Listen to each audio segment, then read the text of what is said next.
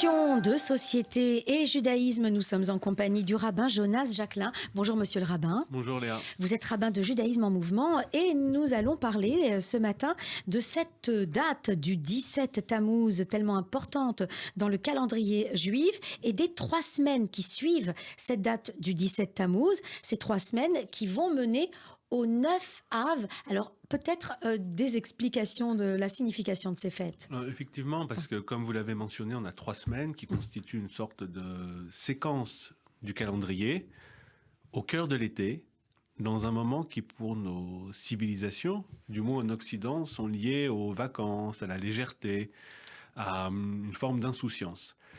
Et 3 semaines qui, dans le calendrier juif, vont être empreintes d'une certaine gravité parce qu'elles sont comme une parenthèse qui s'ouvre, comme vous l'avez dit, avec cette date du 17 Tammuz.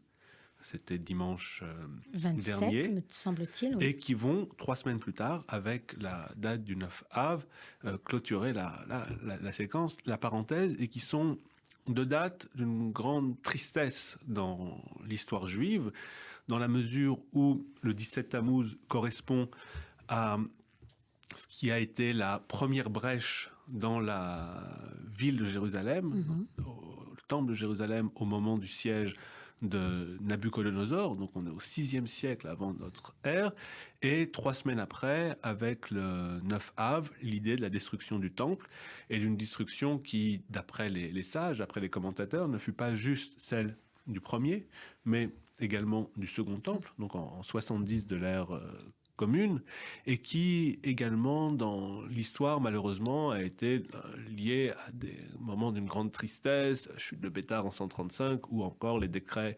d'expulsion en 1492 pour les Juifs d'Espagne. Donc c'est vraiment un moment d'une grande gravité qui nous invite à réfléchir, je dirais, au cours ou au sens de l'histoire avec un grand H et qui nous rappelle le besoin d'une certaine vigilance par rapport à ce qui pourrait être l'idée d'un laisser-aller, du fait que les choses sont faciles et qu'il n'y a pas de tragique et de gravité. Et là, vraiment, on a une invitation, je répète, au cœur de l'été, oui, à la gravité. C'est ça. Donc, c'est un moment de commémoration, finalement. C'est un moment de mémoire dans l'histoire du peuple juif, de ces catastrophes qui se sont passées à une période identique et à des époques différentes. Exactement.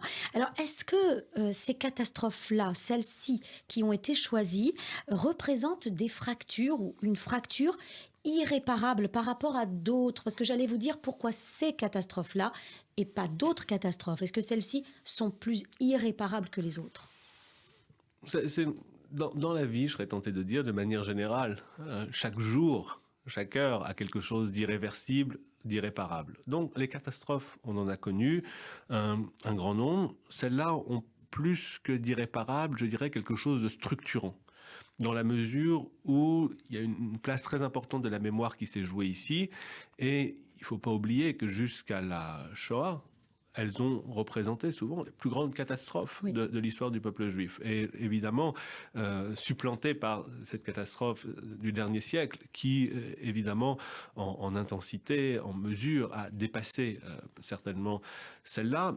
Ce qu'il ne faut pas oublier quand on parle de la destruction du temple, c'est qu'évidemment, il y a le sentiment de destruction d'un édifice physique, mais dans l'histoire, dans le peuple juif, c'était également des persécutions, des viols, des déportations, des réductions en esclavage. C'est pas juste le temple qui a été détruit, mais c'est également les enfants d'Israël qui ont eu à subir ces persécutions. Alors, irréversible, on a vu que s'il y a bien un groupe humain auquel le mot de résilience s'applique, c'est le peuple juif. C'est vrai. Néanmoins, évidemment, il y a eu des évolutions, ça a restructuré la manière de s'organiser et ça a fait passer le judaïsme d'une certaine façon d'une tradition qui était articulée autour du service du temple dans une grande mesure, puisque chacun en Israël, mais en diaspora également, se rendait au temple ou avait le désir de s'y rendre pour les fêtes de pèlerinage, et on a eu une articulation qui est passée plus autour de l'étude, de la prière et d'une modalité différente où on perdait la centralité, je dirais, matérielle du temple. Intellectuellement, ça restait un élément très important. Les prières étaient tournées vers le temple, les espoirs étaient tournés vers Jérusalem, mais dans la pratique et dans la manière de fonctionner, on passait à un autre rituel. Ce qui est mis en jeu, c'est l'identité. Si je comprends bien, c'est l'identité qui est menacée, l'identité juive qui est menacée. Est-ce que à ce moment-là de l'histoire du peuple juif, c'est le livre qui prend le pas sur la terre, la Torah, plus que la terre promise? Dans chaque génération, je dirais, on voit des noms qui se détachent. Et à cette époque, je parle au premier siècle de l'ère courante, il y a un sage qui s'appelle Yochanan ben Zakkai et qui est certainement celui qui a le mieux compris la situation. Parce que lui arrive à échapper au siège de Jérusalem. Et il va voir l'empereur Vespasien, il marche mot, pour lui négocier, je dirais d'une certaine manière, la possibilité de l'établissement d'une école, d'un groupe d'études, et ce sera dans la ville de Yavne. Et d'une certaine manière, il va faire le choix de Yavne, de l'étude, de la transmission, plutôt que celui de Jérusalem et des pierres. Et donc, on a vraiment une révolution qui se joue ici.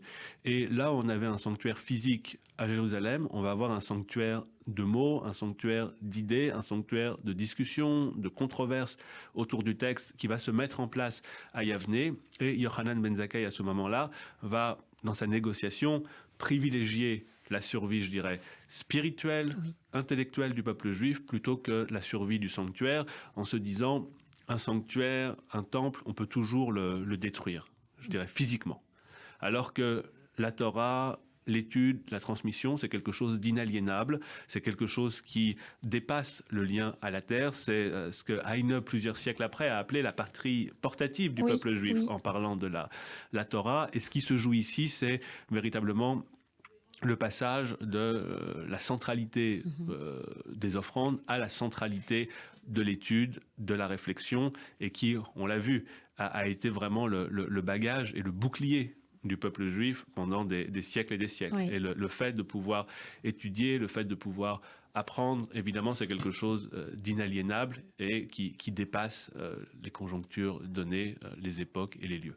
Merci, monsieur le rabbin. On se retrouve la semaine prochaine. Je rappelle que vous êtes le rabbin Jonas Jacquelin, le rabbin de Judaïsme en mouvement. À la semaine prochaine. Ça, c'est uniquement